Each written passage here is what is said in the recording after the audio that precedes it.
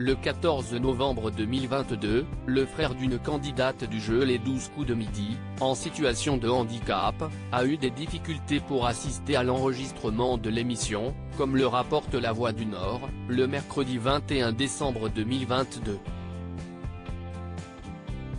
Après la diffusion de l'émission, le jeune garçon a reçu les excuses du patron de la production et de Jean-Luc Reichmann.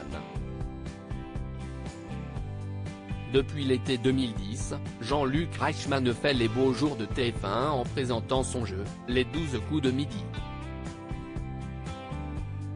Des millions de téléspectateurs se rassemblent tous les jours pour suivre le parcours du maître de midi.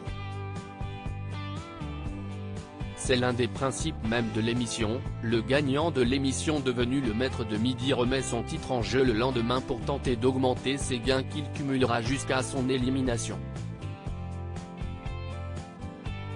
En plus de 12 ans d'existence, le jeu Les 12 coups de midi aura révélé de nombreux maîtres de midi. C'est ainsi que Bruno possède le record de victoires de l'histoire des jeux télévisés en France, avec 251 victoires sur 252 participations. En complément, il possède aussi le record de gains de l'émission avec un 026,107 €. À noter que Stéphane, le maître de midi actuel, est classé en 5e position avec 126 participations et plus de 500 000 € de gains.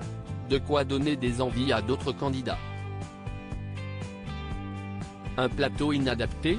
Les candidats sont nombreux à vouloir participer au jeu Les 12 coups de midi. Une fois sélectionnés, ils ont la possibilité de se faire accompagner par leurs proches. Un moment que n'oubliera pas Jérémy, 20 ans, et sa famille. Le 14 novembre 2022, Fanny, 22 ans, se rend à Paris pour participer à l'enregistrement du jeu de Jean-Luc Reichmann.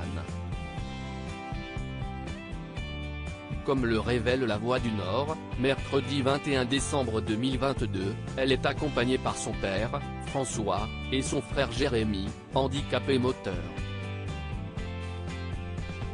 J'ai postulé plusieurs fois pour pouvoir y emmener Jérémy et lui montrer comment ça se passe sur un plateau de télé, confie-t-elle au journal régional. Au moment d'arriver sur le plateau, le père et le frère de Fanny se voient refuser l'accès, en raison du fauteuil roulant de Jérémy.